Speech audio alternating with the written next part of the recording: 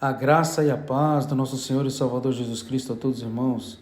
E dando sequência à nossa leitura diária, onde estamos seguindo a nossa meditação em Atos dos Apóstolos, no livro de Atos dos Apóstolos. Hoje finalizaremos o capítulo 16, este importante capítulo, com essa poderosa passagem que está entre os versículos 35 a 40.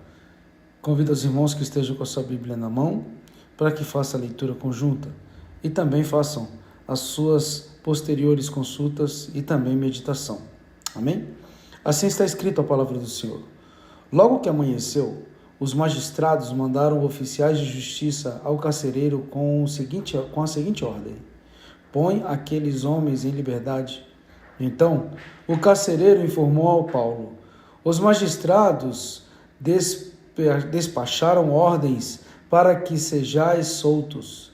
No entanto, Paulo lhe afirmou: sendo nós cidadãos romanos, açoitaram-nos diante do povo sem processo condenatório formal e nos atiraram ao cárcere. Agora, porém, querem que saiamos sem que ninguém nos veja? De modo algum.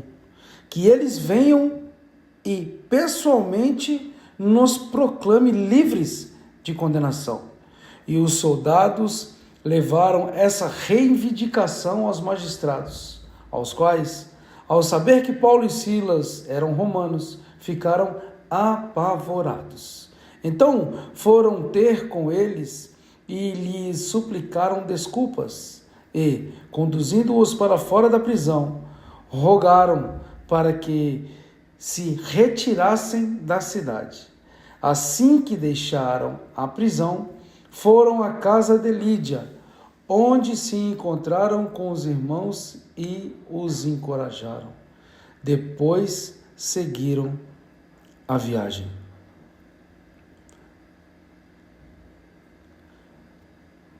Com base nesse tema, nós vamos meditar, com base nessa palavra, nós vamos meditar com o tema: a injustiça até confronta, mas a justiça sempre se fará. A injustiça até confronta, mas a justiça sempre se fará. Paulo e Silas vivem o sobrenatural de Deus e não se acovardam em qualquer ameaça que venham tentar parar a eles ou parar esta boa obra, o ide do Evangelho. Vimos nos versículos anteriores, no devocional anterior, a poderosa e revigorante passagem em que uma prisão é abalada e Paulo e Silas, estando ali presos, e também os outros presos, são libertos pelo poder sobrenatural que ainda está a favor de todo aquele que ainda está debaixo da justiça do céu. Lucas finaliza o capítulo 16 com esta passagem que é para nós, crentes na palavra do Senhor, uma ponte para para seguir o ide e viver pela fé encorajados e fortes no Espírito Santo. Esses missionários que estão ainda sobre o jugo de prisão nesta passagem, por estarem testemunhando e pregando no nome de Jesus, receberam essa libertação, que tiraram ele da prisão através do poder sobrenatural de Deus, mas eles não param por aí, eles seguem, mas eles não desonram o seu Senhor e muito menos também tratam de vingança ou algo do tipo. O mesmo depois deles serem libertos, aqueles que os prenderam injustamente, os homens da lei, voltam atrás e revogam também as suas condenações. Porque viram a besteira que fizeram por prepotência, por arrogância e por viés de interesse de alguns, de poucos e também deles, de um sistema, na verdade, Mas também não só isso. Eles tomam uma lição das consequências por julgar esses homens por suas aparências e por ouvir comichão do espírito da confusão que estava reinando naquele lugar. E onde eles julgam demasiadamente 2 compatriotas, só porque professavam a fé. E isso é muito sério nesse tempo. Julgar 2 compatriotas não podia, porque tinha regras para que se pudesse andar com um julgamento e uma condenação de pessoas ali da mesma nação. Ao invés de, assim como eles propagar o paganismo, Paulo e Silas, por estar professando a sua fé, que são julgados. E eles queriam que fosse como eles, né? Escravos de um sistema ocultista, que rendia lucros para uns e escravizava o povo simples, humilde, mas que estavam precisando de uma palavra. E aí, como Paulo e Silas professavam a fé somente no Cristo ressurreto, e não dava para eles a margem de seguirem com o paganismo, com a idolatria, com os costumes e o cárcere espiritual que viviam por obrigação e pregavam por imposição para aquela nação. Então eles são julgados. Não é porque eles estavam cometendo alguma injustiça. Não, eles foram vítima da injustiça por não compactuar e não fazer parte desse sistema. Mas eles não só revogam, eles também têm que se retratar com os servos pela injustiça cometida e pela falta de sabedoria por terem essa injustiça conflitado às suas próprias leis.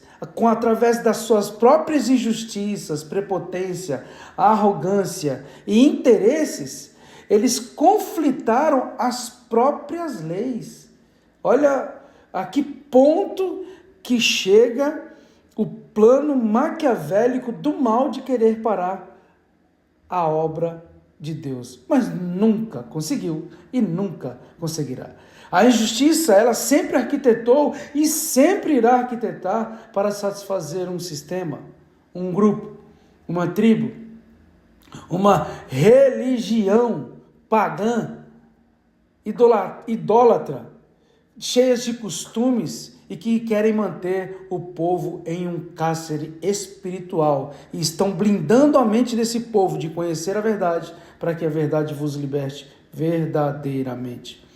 Mas quando essa injustiça confronta a justiça divina, aí a luta já se torna desigual, pois a justiça divina nunca perdeu e nunca irá perder.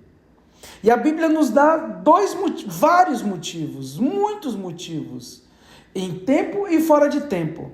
Mas eu queria enfatizar esses 2 principais motivos aqui para nós nesse devocional. Para seguirmos, mesmo com pouca fé, olhando para o alvo e dependendo 100% da justiça divina e não contando com a injustiça do sistema ou do mundo. O primeiro motivo é o que Jesus nos ensinou em Mateus 5,10. Que bem-aventurados os que sofrem perseguição por causa da justiça, porque deles é o reino dos céus. Glória a Deus. E o segundo motivo é o que Jesus disse a Pedro em Mateus 16, 18, a parte B.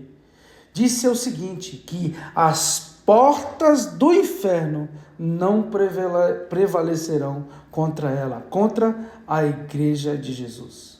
Irmãos, sigamos como Paulo e Silas e todos os outros missionários que participaram da primeira igreja, da igreja primitiva e do ID de Jesus para pregar a palavra em todos os lugares e a todas as criaturas. Porque mesmo injustiçados, não se sentiram derrotados e seguiram no nome de Jesus. E hoje nós temos a liberdade de também seguir no nome de Jesus, pois a injustiça pode até confrontar, mas a justiça do céu sempre se fará a nosso favor. Receba essa palavra no seu coração e liberte-se de tudo que tenta te tirar desse alvo, ao ponto mais alto que o cristão deve estar, que é aos pés da cruz. A cruz vazia que o nosso Senhor deixou por mim e por você. Receba essa palavra em nome de Jesus.